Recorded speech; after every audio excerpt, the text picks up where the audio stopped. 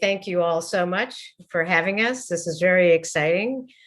We hope this is the beginning of a long relationship with all of you. And what we're going to be talking about today is sustainable learning strategies for educators serving refugee and displaced learners. But before we jump in there, if you would just use chat for 1 minute and just say what your role is, if you're a faculty, a student, a graduate student, or something else, and what brought you here today? What do you hope to take away? So let's just take like 1 minute to do that, and just say what you hope to learn today. Jill and Julie and Anne are probably all kind of watching this, so we can come back to it. So I just want to say before we start, we're really going to take you through 2 tracks because sustainable learning really is about a systems level view. So what are we doing at the systems level, and what do we do at the teacher and practice level? And we're going to tie that together by, I will first talk about how we came to create the Refugee Educator Academy using those the principles and practices of sustainable learning. And then Julie is going to talk about the work of the Refugee Educator Academy. Go ahead, Julie. So we launched the Center for Learning and Practice in 2016 to improve professional learning and knowledge sharing across the education sector. By sector, we mean broadly. There are many actors in the sector, as you know, ministries, higher education, NGOs, the whole panoply of players. Next slide. And we do this work because practice matters. And what we have found, as I'm sure you have, that there is just so much content.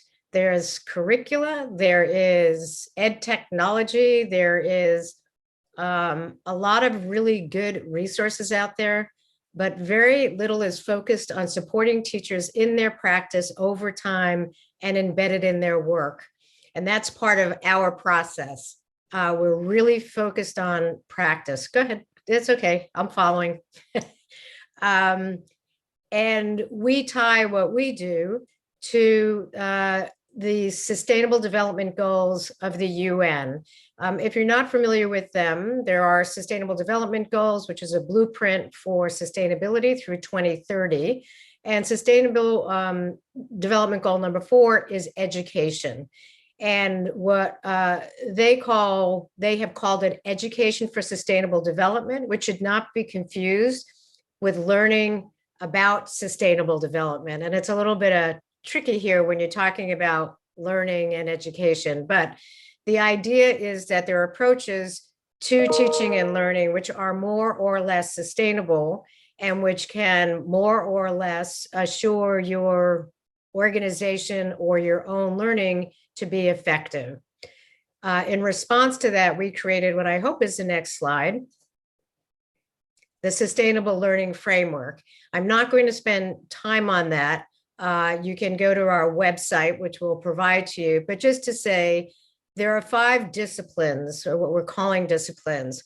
One is purposeful pedagogy, one is systems thinking, one is loop learning, democratic engagement, and digital geographies.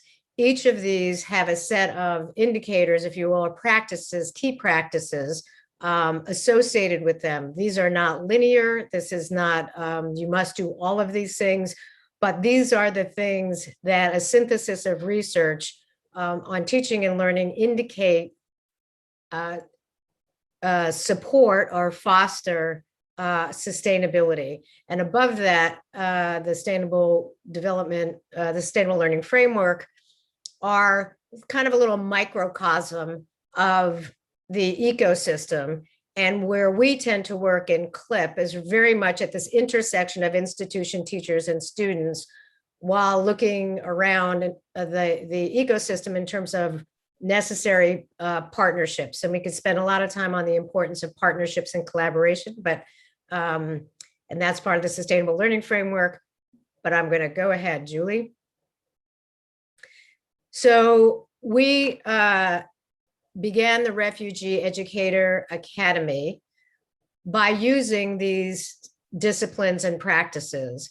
The first thing we did was we held an online global event, which almost 200 people attended. We called it a jam. We still call it a jam, in which we engaged a cross-section of actors to answer some questions about what do refugee teachers need. Again, this was driven in large part by a report called from INEE called Where It's Needed Most. And there it is. And we saw that report and we saw a real gap globally in serving refugees, specifically almost no attendance to supporting teachers. At the same time, we know that we need almost 69 million new teachers by 2030 to meet the pledges of UNESCO. What we also know is that we're not going to get there globally by having people go through 4-year or all formal programs. We need people now in refugee camps and in displaced settings who have at least nominally some qualifications and most importantly, connections to each other around their teaching and learning. In order to do that, we need to reimagine really and transform how we understand professional development. In the United States, many of you will be familiar with the Every Student Succeeds Act. Well, what we know is that for the first time, the ESSA set some standards around quality professional development. And we also know that about 80% of PD fails to meet those standards. And many of you will know and have said when you go to a PD event in your school or district that it was a waste of time. Well, our job is to make it not a waste of time, but more importantly, to provide these millions and millions of young people, learners, with the quality education they need. And that means supporting teachers in a variety of ways. Next slide. So just to go quickly from the beginning part, how did we use the sustainable learning principles to get to having the idea and the structure of a refugee educator academy? So we started by asking this group of 200 people who are teachers of refugees, how do they learn the craft of teaching? What are the essential skills to be a master teacher? What are the obstacles and challenges that teachers of refugees face? And why is sustainable learning a viable framework for teacher development? Next slide. Following that, we synthesized that, we wrote a report, and then we had an intensive design workshop. It was a 3-day workshop with 30 leaders from around the world in which we really dug in and started to think about what does this look like, which is how we came up with the Refugee Educator Academy. And the brilliant, creative Julie Kasper was one of those 30 people, which is why I can say with 100% degree of certainty, we have a spectacular Refugee Educator Academy, which external research indicates that we have been successful. And much of that success is a tribute to Julie, and she'll be talking about that in a minute. Next slide. Then, of course, you have to pilot these ideas. So we started by piloting not things that you might expect, but ideas that we wanted to introduce, which are fundamental to sustainable learning, which is about communities of practice, knowledge sharing, peer coaching, and mobile mentoring. So we did some short courses on that front and tested the waters. And then from that, next slide, was created the Refugee Educator Academy, which strives to increase the number and the preparation of qualified refugee educators and service providers around the world. Okay, nope, go ahead. So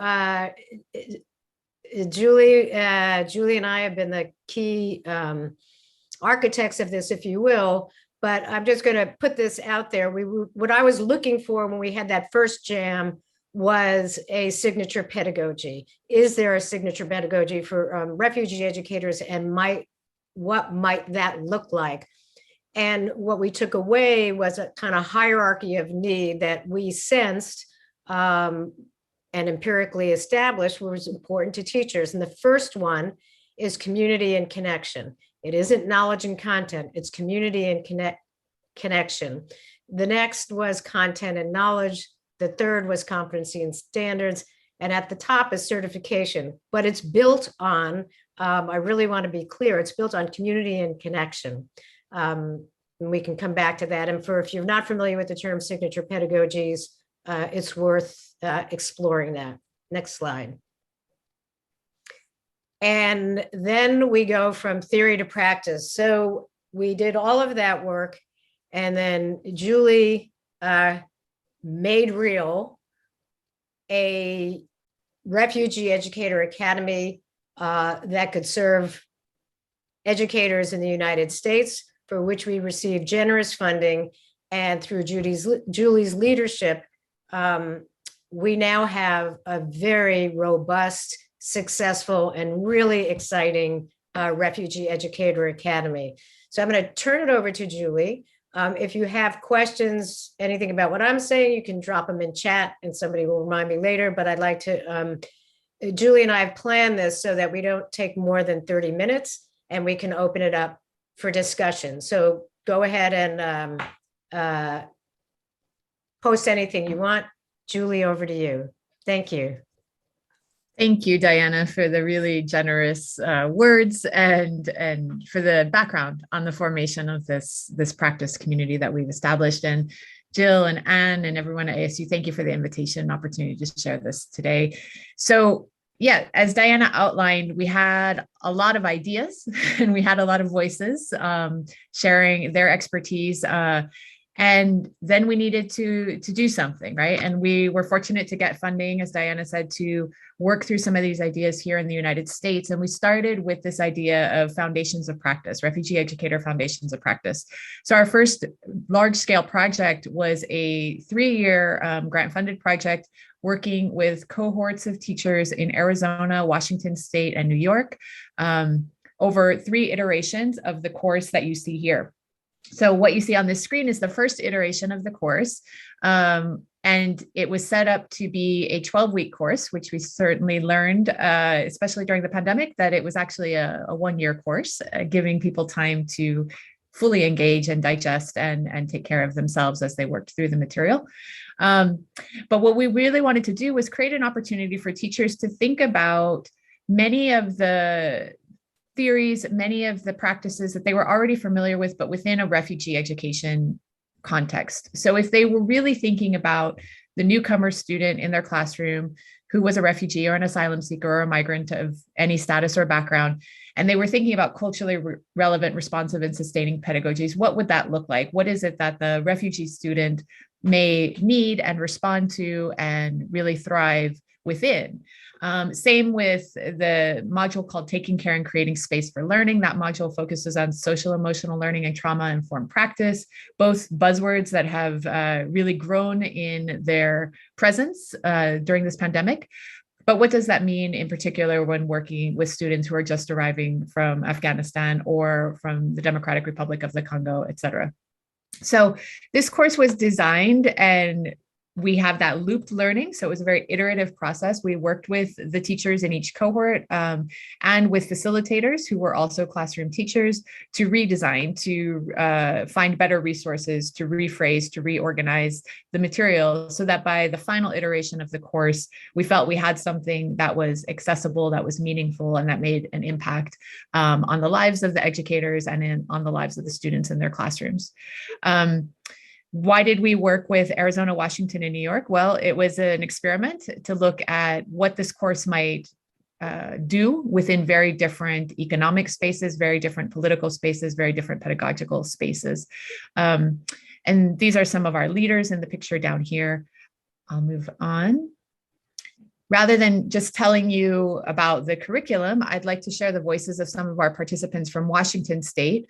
So a really exciting thing that happened was that as the program was unfolding, teachers started stepping up into their own leadership roles and into advocacy positions within their districts.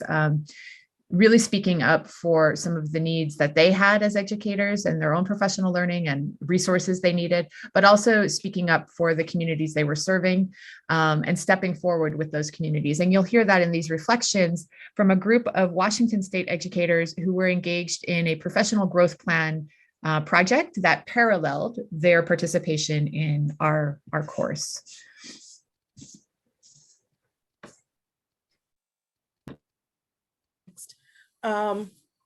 I really appreciated finding a space where I could bring all my interests together. Usually as a district person in family engagement, there is no room to marry those global interests. And my interests have always been human rights and education, which I view as the biggest human rights issue of our time. So, and then additionally, this team has been phenomenal. I've learned so much, and I've learned a lot of really practical things that I can take with me and things I've already incorporated in my practice. So I thank you for being authentic, being genuine, and being generous with your intellectual property.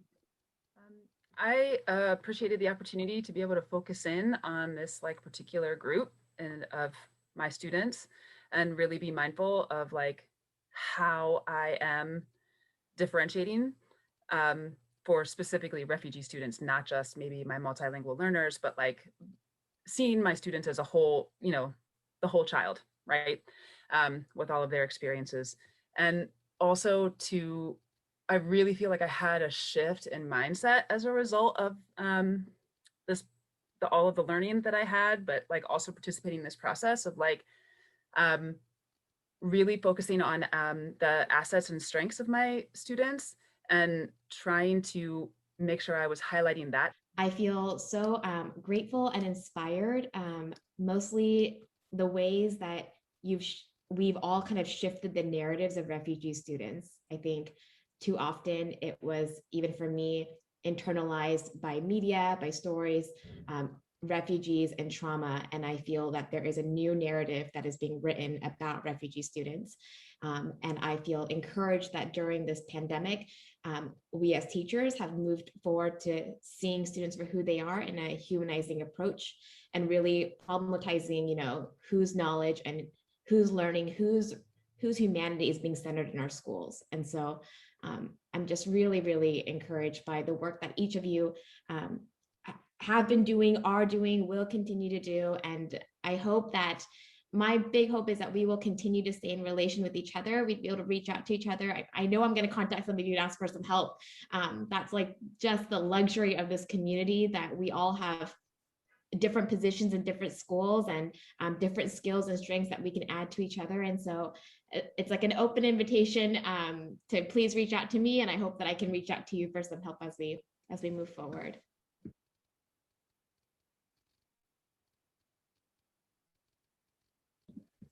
This gives you just a picture of the impact of the framework that Diana was outlining, you know, community and connection coming first, being very primary in this process. And then the content and the knowledge, really looking at what we know, what our foundational knowledge bases and skills that we bring to the classroom to build our competencies. But you can hear it's really the community and the connection that was so powerful and important in this process with this team of US educators. So this course exists now among other courses that we've developed with other partners, including UNHCR, JRS, and others. We have courses in multiple languages, and we have a set of micro-credentials that were developed to parallel the different content areas of the course, the foundations course that I was just speaking about. So this was a very large project, like I said, over a number of years, and it's fed into another large project that we're currently engaged with. This project is at the global level. So really thinking about the experiences we had working with teachers, co-creating materials and developing and analyzing those materials with educators, and then making them available to those teachers for their own advocacy and learning. And thinking about how can we do that globally? What can we be providing educators in other spaces to move their practice forward? And we framed this project around quality holistic learning. We identified some pedagogical focus areas. We started thinking about some of the learning environment parameters that are both trending in global education literature, but also were of relevance to stakeholders and partners we were in dialogue with. And we started thinking about different modalities. And what we have been working on over the past year is really a suite or a set of materials focused in these two areas around social emotional learning and psychosocial support, and how do we integrate that into our lessons, and around asset-based or strength-based pedagogies. We've been working with teachers in Lebanon, Kenya, Niger, and Chad to create multimodal materials such as online courses, handbooks to be shared in teacher learning circles, PowerPoints and slides for training of teachers virtually, and then face-to-face training as well. And all of these materials are being finalized right now and will be pilot tested this spring, and then made available as open education resources for use in these spaces and in the larger regions in which they're living. So just to give you a taste of what the educators are reflecting on in this work. So these are from some of our project fellows. We have worked with 6 to 7 teachers in each of the countries, each of the target countries. These quotes come from Kenya and Lebanon. These are teachers reflecting on holistic learning. So early in our process last year, we asked them how they define social emotional learning, how they define psychosocial support, how they define well-being, and how they define holistic learning, and what they felt the impact of this project might be. And so this is from one of our fellows who envisions a learner who is creative, innovative, and a problem solver. They also hope that this project will enable teachers to make learning fun and meaningful, that every learner will seek it even when he is out of the classroom. And this will continue to fuel the learner's quest for lifelong learning and development. This person goes on to say, therefore, we'll have happy, healthy families and creative and innovative learners. What else would we really ask for? One of our other fellows, these are our leaders in this project. They really are bringing forth the content and the experience and helping us to format that in ways that they feel are appropriate and meaningful to their colleagues. This colleague says, as I close my eyes to start imagining how the world looks like after the Quality Holistic Learning Project, I picture an inclusive, collaborative, and humane community. Since all stakeholders are involved, or at least most in this plan, this creates a domino effect. When everyone is entitled to equitable and quality education, it'll unleash the creativity and ambition within each person. When they are equipped with suitable knowledge, this will nurture their inner drive for a better community. It is no longer about what is initially given in the project, but rather about how every involved person pays it forward. Educators, learners, refugees, the marginalized, and everyone can support each other and cascade knowledge. So I'm going to pause or end there, actually. It's a very quick snapshot of the work that we're doing, and we're eager to have conversation with you for the next half of this webinar. Feel free to post in the chat something that was new or interesting to you, something you want to talk further about, questions you have for us. And if you have resources you want to share with this community, please drop those as well. And I will stop sharing in just a moment so that we can have an open conversation, which I think, Jill, you'll be facilitating. Thank you, everyone. Thank you, Diana and Julie. We're going to open it up now for questions, comments, and responses. Can put them in the chat.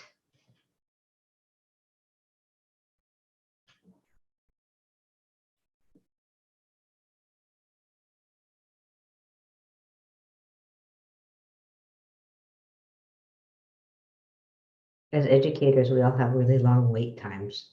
While we're waiting for people to pose some questions, I did want to talk about, just mention our focus in the near future is thinking about mobile credentials for teachers teaching refugees. There's a lot around mobile certificates for refugees and courses in which they get credit.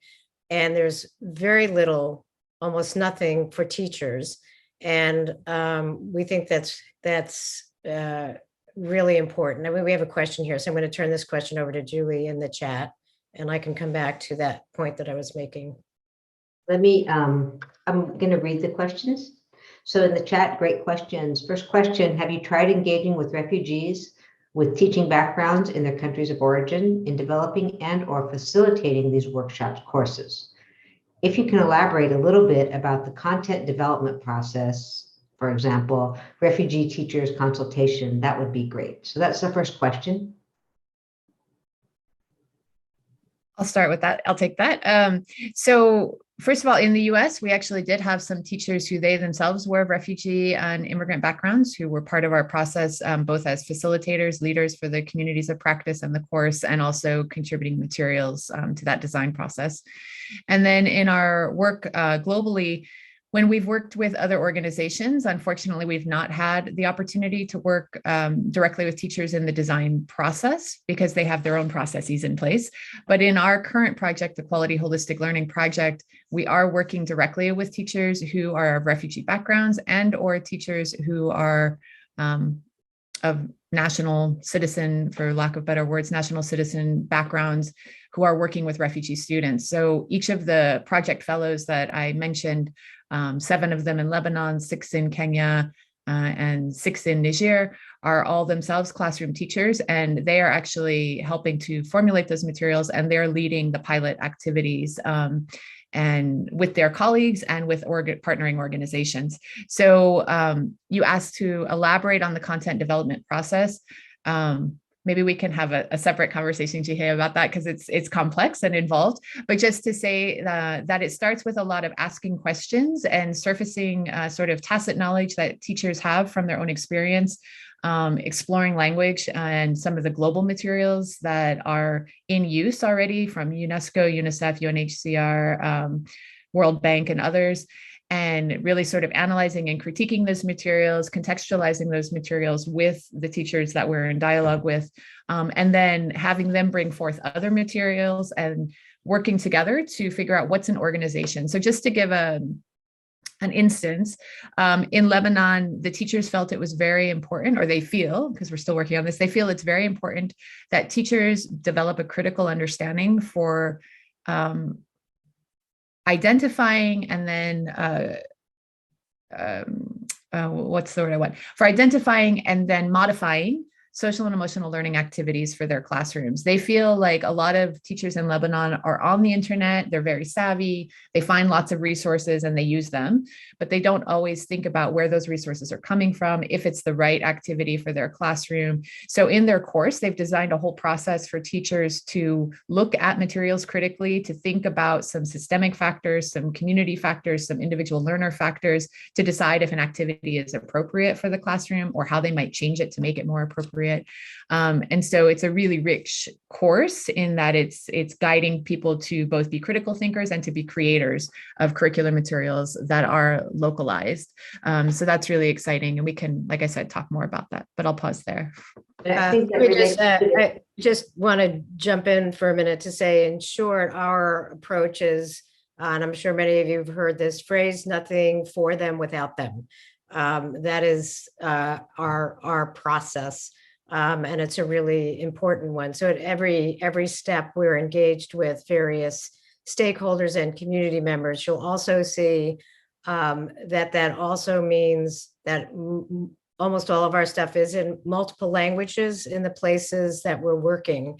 Another thing we like to say is, in terms of the work that we do, that any of us do, but in this project, is any teacher anywhere in any language in any context on any device has the access to what they need in the moment, not just sort of by traveling. As for example, in Chad, it's very challenging to get people from the refugee camps to the site where the training is, or to have the training in the site. But we want to get tools in the hands of teachers. Thank you both. And I think that you've just touched upon one of the questions about teachers in refugee camps. I'm just going to follow up. If you have anything else to say on the second question, do you have contextualization guides or resources for teachers working with refugees from different countries, communities, and cultures? I think you've both touched on that. Do you want to say anything else on that, Julie or Diana? There are some good resources out there through INEE, through the IRC, through other organizations that do some of this work. And so we look to those from time to time. I also, and this is just me speaking personally, so I'll just be frank, I was a teacher for 16 years. I still identify as a teacher. I just renewed my national board, so I'm still very much in that space. And I worry when we place too many guides in teachers' hands, because it takes away some of their power to think through questions and issues and find solutions, which is not to say that we shouldn't do that, but just to say that many, and particularly in the US, many teachers have asked for one-pagers, tell me everything I need to know about Afghan students and families, or tell me everything I need to know about Burundian students and families. And I find that question to be a challenge and a provocation to them to do some more thinking and learning. There are one-pagers from USA Hello, so I can point people to that site and some of those resources, and I'll put it in the chat in a moment, which are a very great entry point, I think, and so we make use of those. But I personally shy away from using those directly or promoting those, because I think they get misused and misinterpreted too often. Okay, we have a bunch of different sorts of questions and comments. I think I'll go to this one. Could you elaborate a little bit more on the sustainability learning framework? Perhaps the extent to which each section is mutually reinforcing in meeting your pedagogical goals, and also provide the link to the framework that you, Diana, mentioned. So definitely, yes, we can provide the link. That's a good question. It's a long question. It's a faculty member. Okay. Let me take the first part first. How do they link together? Is that the first part of the question? Yes. What the Sustainable Learning Framework does is look at the different pieces. So if you look at the research in each area, the idea is to get at the ecosystems of learning.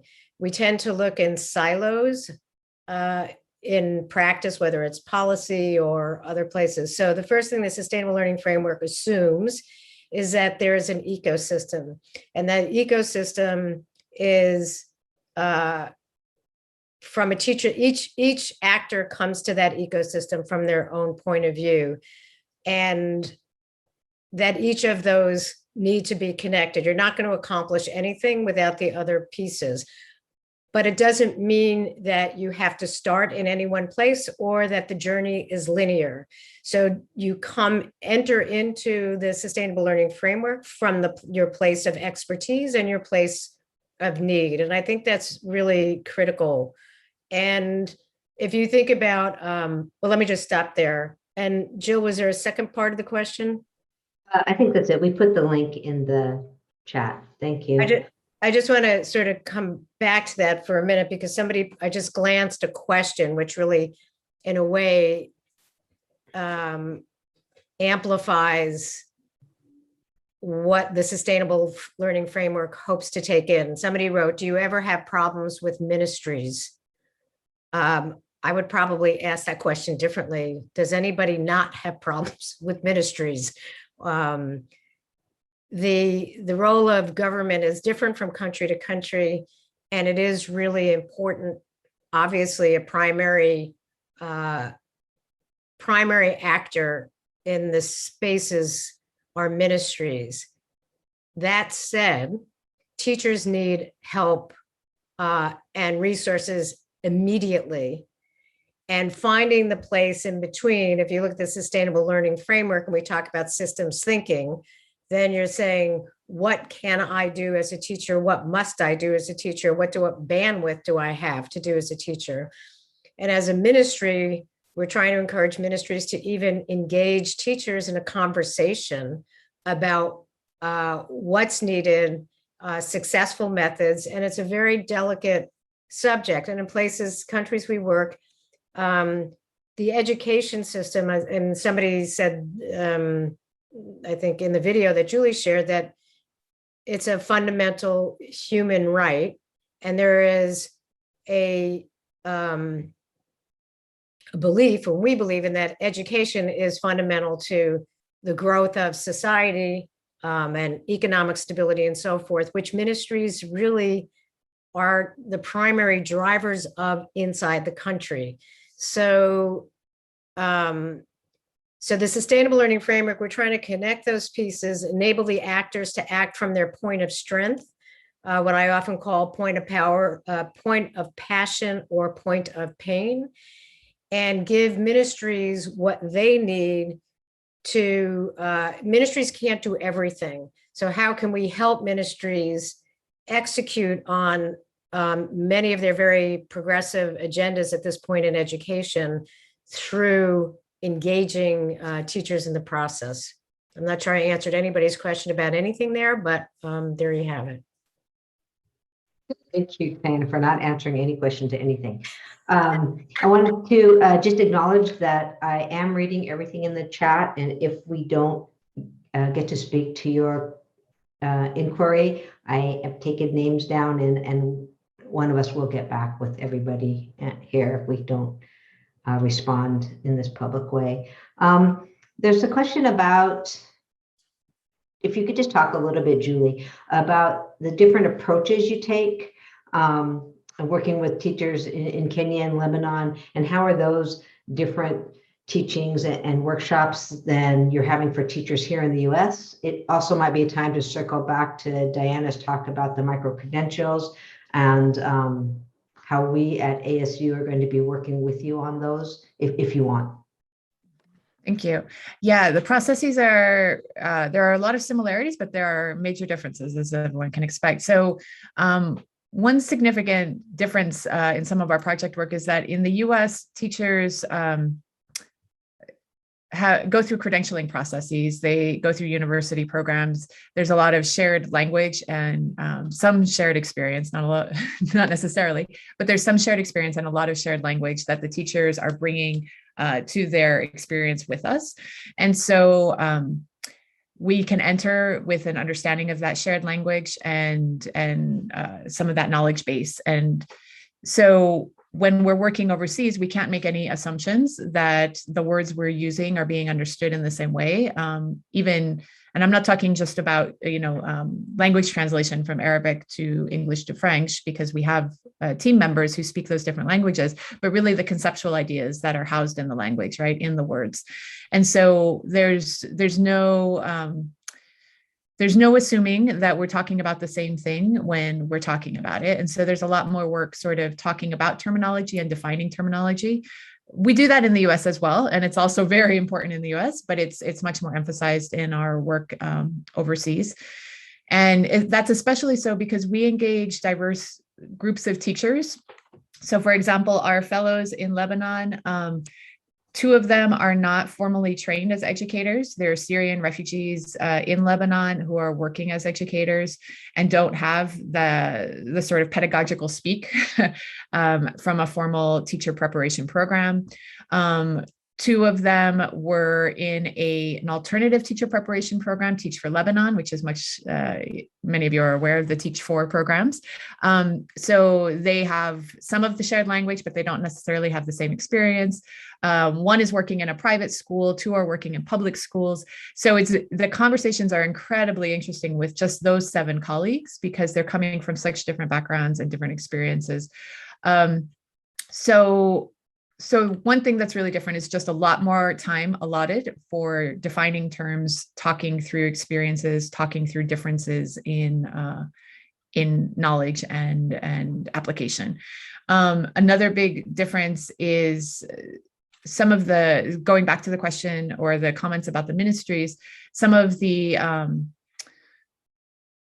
understandings of hierarchy and power are different. So in the US, the teachers will often complain, rightly so, about administrators who are standing in their way of something that they recognize as a best practice or something that they think would be really good for their community. But the teachers in the US are often, not always, but often willing to fight, willing to speak up, willing to go to a board meeting, willing to bring it to the principal, willing to bring it to community members and bring them together.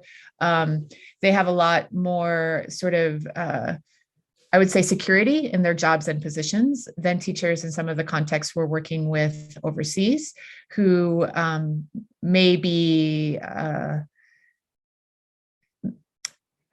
would say at will, but here we are in Arizona where we're also at will teachers. We don't have unions to support us, but some teachers in some of the contexts, for example, teachers in Lebanon are on strike right now. They're not getting paid and haven't been paid through this entire pandemic. And they can't go marching to the ministry because the ministry is not there to listen to them.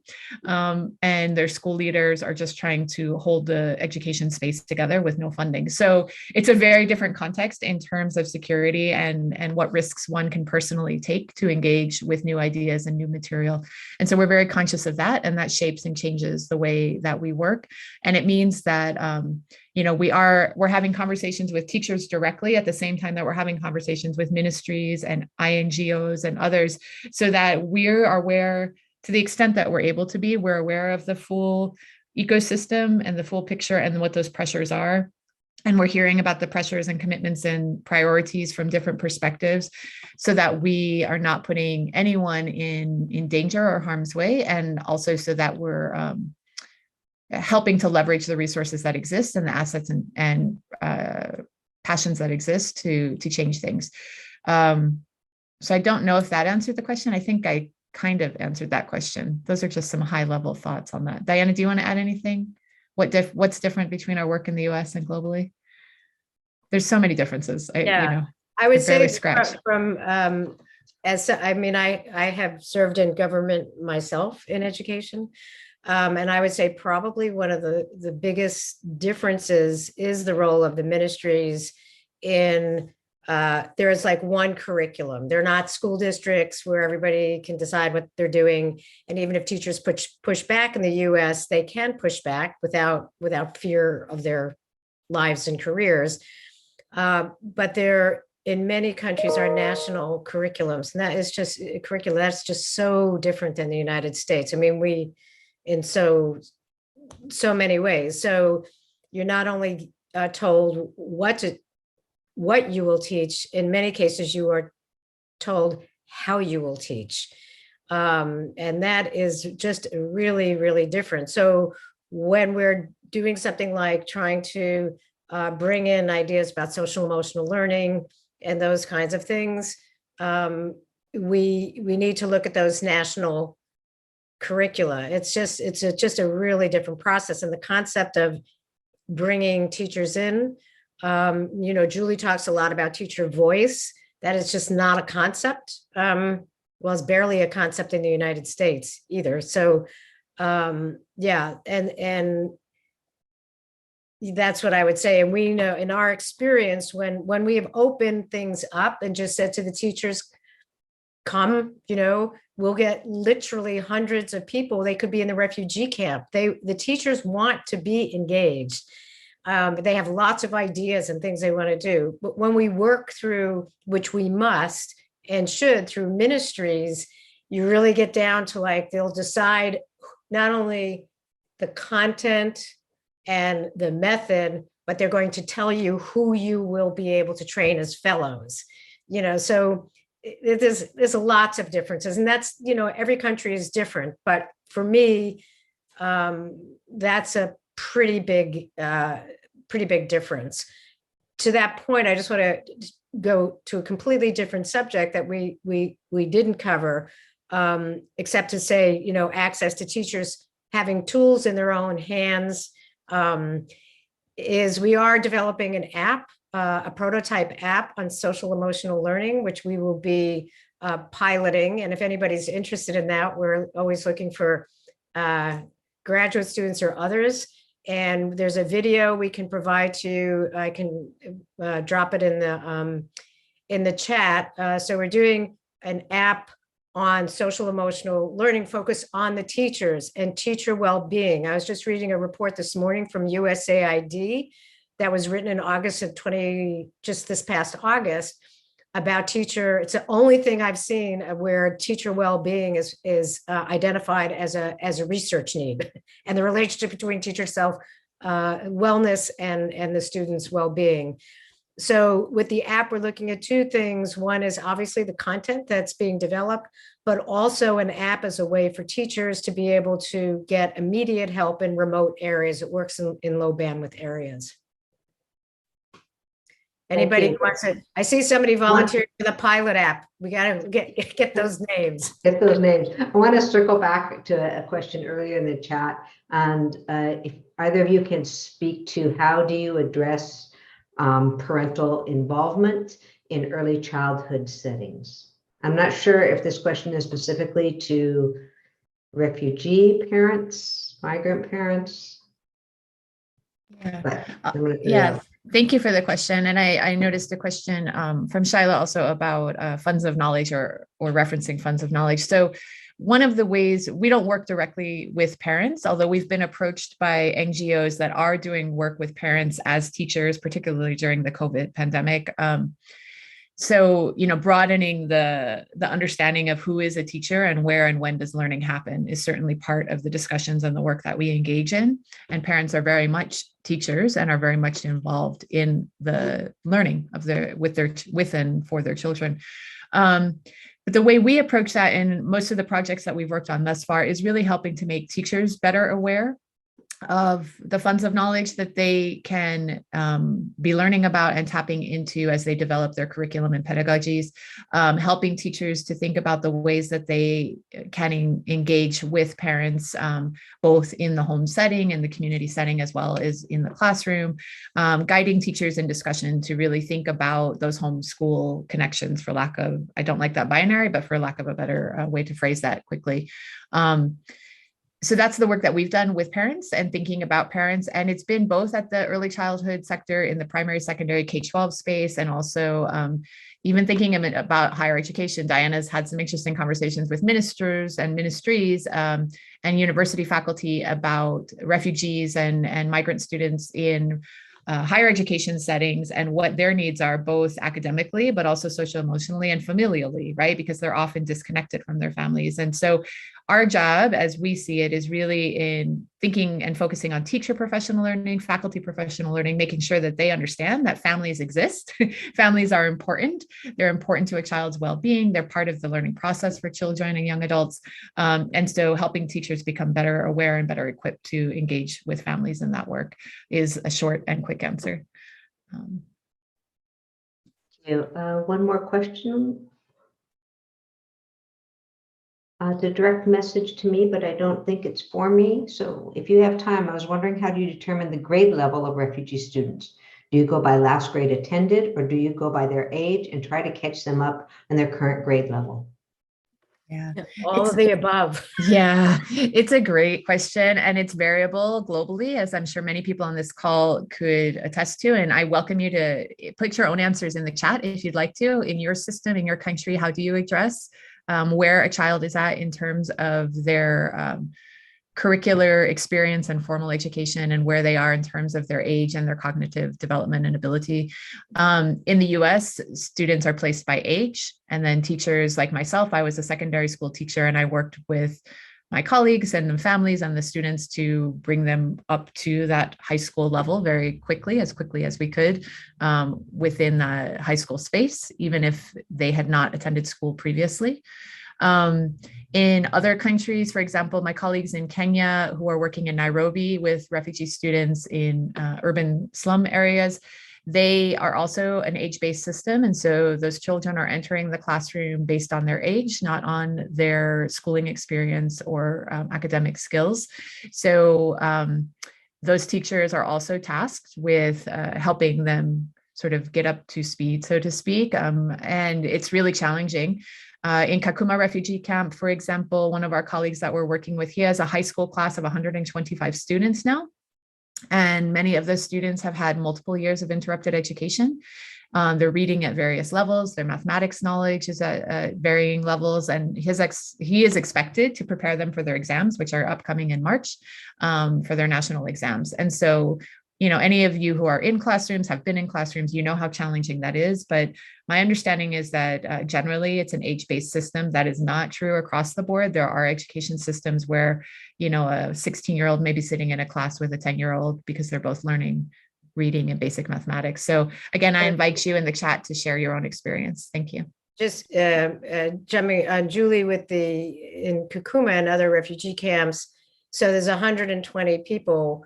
They can come from different countries or different tribes that are sometimes enemies of each other in their home country, multiple language groups, not the language of the teacher who's teaching the class. And one of the challenges we put out there, people like, oh my God, how do you know, that's impossible. And so, all of us on this call are educators. That is not an acceptable answer. We have to figure this out. And this is kind of what we struggle with, is that it's not an option. This is why it's called no lost generation. We can't just say, oh, that's impossible. We need transformative ways, innovative ways to say you have 120 people in your class, all these mixed age groups and languages, they're losing ground. And by and large, the people who are losing ground, and the people who historically and traditionally don't have access and are locked out of the system anyway. So it's like, we have to crack this nut, and everybody plays a role in taking a piece of that. I know I'm preaching to the choir here, but that question just opens up like what the realities are for these students around the world. And I'll just jump in again because a couple of questions popped up in the chat in response to this as well. How do you determine what catch them up means? What metric do you use or think about? What if they're unaccompanied and you don't know their age or their grade? So those are questions that I think are answered by the systems within which you're working. I know I'm currently not in a school, right? So I'm supporting teachers who are in a variety of systems. And so those answers are different within each of their systems. And those are questions and conversations we have to have. And teachers really need space for those conversations. They honestly do, because they're struggling with that, right? But for example, when I was in the classroom, we had state standards, we had high school curriculum. Those are the goalposts that we're trying to get kids to graduation. There are exams they need to pass. So those are the metrics we use in terms of where they need to go. And then in our district, we had some entry exams. We had a basic maths exam. We had an English exam and some other assessment tools that we use within our district to get a sense of where students were entering. Although I have to say those assessment data always needed to be revised, because when a student is a newcomer arriving, they're very nervous and they often don't perform as well as they may be able, right? So a few months in, you may need to reassess what their skill levels are once they're feeling more comfortable in that environment.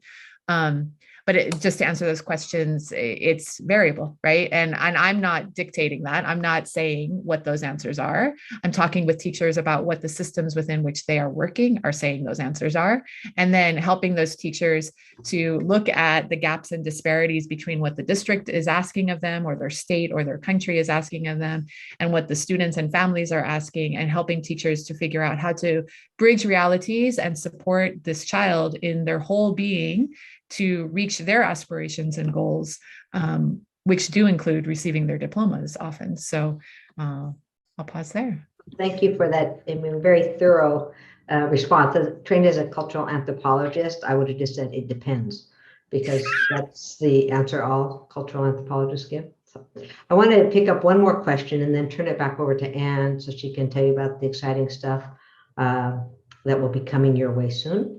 There's a question about teachers in refugee camps and how many of them are not teaching because they weren't being paid for their work. Is there anything in your programs or the research that you've done that could address that? The answer is yes. A lot of teachers are not getting paid. And that goes to the ministry and the economies and the government, when there is a government, like Lebanon, sometimes there is, sometimes there isn't. So it goes back to teachers being, under-resourced, underappreciated, and under-supported. And that's a global issue, and it's legitimate. So the best way our program deals with it is, for the work that we do with them, we provide stipends to the degree that we can. But we're not an ongoing program. We're really designers and prototypers. So, but we always pay people for the work they do. And just to add to that, I mean, I think UNESCO has a teacher task force that is looking at some of these issues systemically. And I think it's something we all need to be aware of and all be advocating and fighting for. One is that teaching is a profession and that it should be recognized as a profession. And that means that people are bringing lots of knowledge, skills, and talent to the table and should be paid for the work that they're doing and the knowledge that they're sharing. And we need to advocate that as a global community, because it is really troubling that there are people who show up to work every day, not just for days or weeks, but years. There are people now who have been teaching through this whole pandemic without an income. There are teachers in Chad and Niger in particular who are being paid in baskets of food from the local community. And that's great because they have food, but it's hardly enough really to sustain themselves or their families. So just to say that is something we're well aware of. It's something that we engage in conversations with stakeholders at the global level. We bring forward our voices as teachers, myself, and as practitioners in the space, and we try to bring forward the voice of the teachers we're working with also to advocate around those issues. So thank you for the question. Thank you, Julie and Dan. I'm going to turn it back over to Anne just for a very quick wrap up, and thank you for all attending. Thank you to Diana, Julie, and Jill for this fascinating discussion. I've learned so much and I really appreciate all that you've shared. And thank you to everyone for coming today. We did want to let you know we have more events coming up later this month and then early next month. So please mark your calendars. February 14th, we will have our large event with UNESCO on reimagining our futures together, a new social contract for education. We will have a list of panelists that will be coming that helped design that UNESCO report. So that should be very exciting. And then on March 3rd, we are honored to have the former Minister of Education in Afghanistan with us, Dr. Ranjina Hamidi, who will be doing a presentation on what comes next in Afghanistan. And we hope that you can tune into both of these upcoming events. And again, thank you for joining today, and have a great rest of your day. Thanks so much, everyone.